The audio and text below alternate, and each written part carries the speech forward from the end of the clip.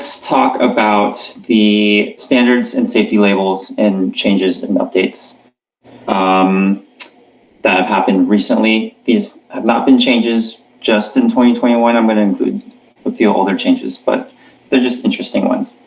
So just a recap, the list of standards that we have right now for gear are the webbing locker, the Highline webbing, Highline leash, and webbing grab standards.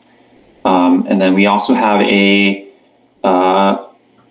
free safety standard which specifies the Highline system. If anybody needs to get legitimacy with any kind of local authority, it's often helpful to show them the Highline standard, which just shows you all the components of a Highline and that it's well thought through. But today we'll be talking mostly about the standards for gear. The current status of approved gear, there's 5 different manufacturers, 4 webbing lockers that have been approved, 4 different leash systems, which includes like ring and the leash itself, 2 different types of webbing, and 1 webbing grab. There's more certified gear that'll be on the way. To see the full list of the gear, you can go to that link at the bottom there, or just Google ISA approved gear. Just some interesting updates to the existing gear standards. Nothing crazy has happened with the standards in the last year. However, the webbing locker, we made a few updates to the standards based on the cyclic loading tests that the ISA Safety Commission conducted. The update is just regarding bent aluminum plates. For Highline webbing, we made an update on UV protection on the stitching for sewn loops. This was actually done a while ago. And then also some specifications on how sewn ends should be tested. And then the ISA is the Safety Commission is currently conducting UV tests on webbing. And based on the data that we generate from those tests, webbing lifespan will likely change, if not other portions of the Highline webbing standard. For instance, like looking at the haptic feedback on the webbing and seeing how it degrades as for a discard criteria or something like that. So most likely right now, we can say that like polyester type C webbing, the lifespan is currently very long. In the standard, that was probably gonna come down. Another small change has been the specification for sewn terminations in the Highline leash standard. This is just like if you have your leash sewn directly around the ring rather than tying it off with a knot. Thomas, do you have anything to add to these significant updates? Yeah, not much has really changed this year, but we're getting a lot of data now with UV tests, and the cyclic tests were pretty illuminating too. Some future standards that we're working on right now is a connector and sling standard. It just seems like this would be a useful one to have so that manufacturers can certify that their connectors are strong enough for Highline, and same thing with the slings. We are still considering the starter kit standard. This is actually a standard that we've been working on since like really long time ago, like a few years now. But it's just never been like the hugest safety concern. There's like some demand from manufacturers, but we're not sure if we'll really put more effort into the starter kit standard. We'll see. Yeah, if anybody's interested in contributing or helping out with either updating current standards or getting input on the future standards, everybody is welcome to volunteer for the Safety Commission. And that's it. Are there any questions? Oh, there's a DIN for starter kits, I think. Yeah, pretty simple. Any questions?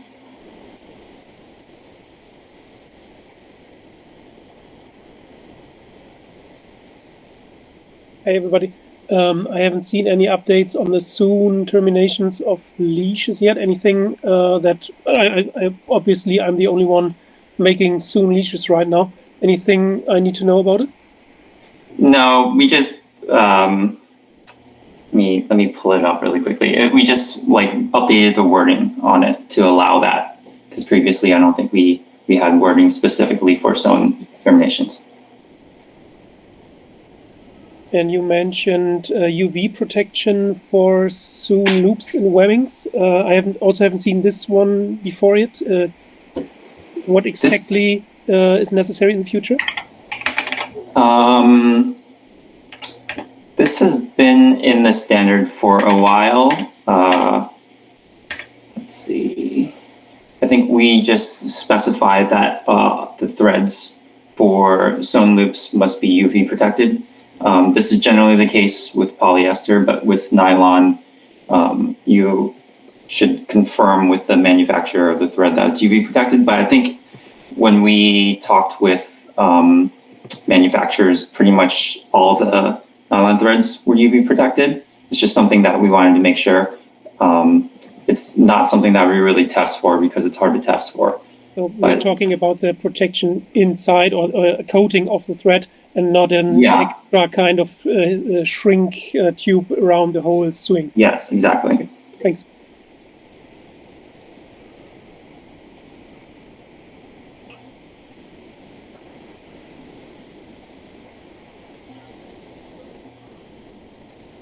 Any other questions? Hey, hi, Naveen here. Hello. Hi. I actually wanted to ask a question that's more for discussion, maybe for you as well as Thomas. Thomas had posted in the comment earlier today where we were talking about how MBS is maybe not the perfect way to describe a gear. So I just wanted to just touch on one topic.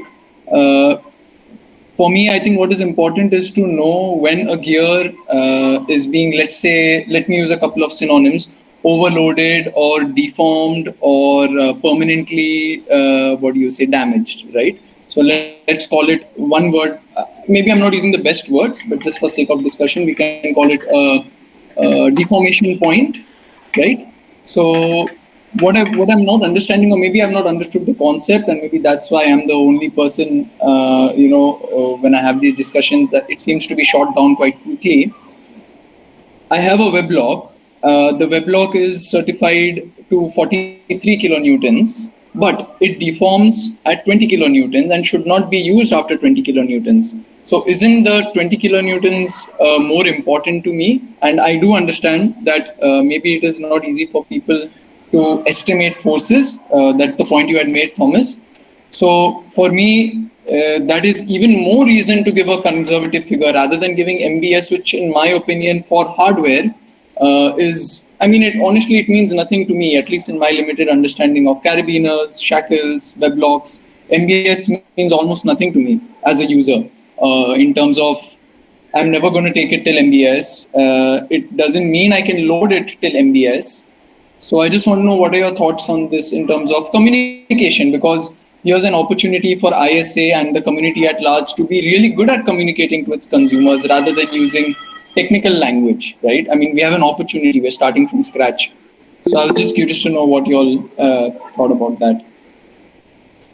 Sure. Yeah, there's a few things I think about that. Firstly, it's hard to put those kind of metrics in a universal standard, for instance, for webbing, right? Like it's hard to put that in a standard that applies to all types of webbings. MBS is something that's very calculable and repeatable. And it's also like in testing methodology, it's even though it is expensive, and that is a barrier to break test webbing. It's also cheaper than like long-term cyclical tests or tests up to a certain point and then break testing it afterwards or something like that, because those will require much more a larger amount of testing in general, right? And another factor is that, you know, manufacturers in general for a lot of webbing, they will put a working load limit and suggest you not go over that. And same thing with shackles and things like that. Usually those are just calculations based on a safety factor for the minimum break strength. But, you know, a smart manufacturer could calculate the safety factor based on their knowledge of the gear, of the particulars of that gear as well. For instance, like slings, like industrial slings have a different safety factor than stainless steel shackles. Yeah. Yeah, I think maybe my question is limited to metal or hardware, because I do understand there is still a lot we have to understand in terms of being like, I learned so much today. I had no idea that, you know, we are even thinking about viscoelasticity and Yeah. these kind of things. I'd never even heard about it. So I mean, we're always learning something new. But when it comes to hardware, do you all mind if I share my screen? Sure. And while you're doing that, I definitely understand your concern with regards to hardware, because stainless steel will have a very different, you know, ideal working load limit than hardened carbon steel. Like, you know, I've bent stainless steel shackles on long lines before, to a point where they were so deformed that you couldn't unscrew them. But yet they were under the breaking the MBS probably. Yeah, it depends on, there's so many different factors to it too, right? So stainless steel really depends on like how it's hardened and stuff like that. And it can be extremely way below the break strength, even like sometimes at the working load limit that the manufacturers specify, depending on the quality of the shackle. So go ahead, continue. The reason I asked the question is because this in no way has been super professionally tested as per any of the, you know, just the disclaimer right up front. It was me just trying to figure out how to test some gear that I was experimenting with. And the reason I asked the question is because this hasn't broken yet. You know what I mean? This is still not broken. So it's still below the MBS. If you see this image, it's below the MBS. So, but it's obviously not usable, you know? So to me, that's what sort of makes me question why no manufacturer, or why in terms of the label, you know, maybe behind the scenes, definitely all are discussing about it, but I couldn't see some of the label except maybe in one of your standards for Weblock, that after a certain point it should not deform until a certain kilonewton rating, right? I think that's maybe something that is part of the standard. I'm not sure, but maybe that's one way to consider it. I'm not sure. It is actually is a part of the standard. The way we test for this is we use a 3-ton webbing and we go to 24 kilonewton and hold it for a defined time and do this 3 times. So, Okay. and then after this test, you should see no visual deformation on the weblock. So it's Yeah. half of the 48, which the weblock has to survive without deformation. That's how And we do it. Yeah, in addition to that, I think we specify that there should be discard criteria as well, with gear, with metal gear, and with webbing, with web locks and webbing. But that's up to the manufacturer to specify the discard criteria. But obviously, corrosion and deformation are the big ones. And then the same applies to the leash standard. There, every single leash ring, so metal part, needs to be proof loaded to 6 kilonewton. So there it's also basically a part of the standard that you need to proof load your leash ring. With the Weblock standard, it's the so this proof loading of the leash ring can be done by the manufacturer themselves. For the Weblocks, the testing laboratory needs to do the 324 kilonewton cycles with your Weblock. So it's in there, and MBS is a really important number, in my opinion, to compare different weblogs. It's like the final value that you can get out of this piece of equipment. You know, that's where it breaks. However it breaks doesn't matter. But that's where it breaks. And you, as an educated rigger, can draw your safety factor from that number. Okay, so you know you have this specific Highline set up. You know you're not going to reach, I don't know, more than 4 kilonewtons. Let's say you rig a 2 kilometer Highline, you might reach 20 kilonewtons, right?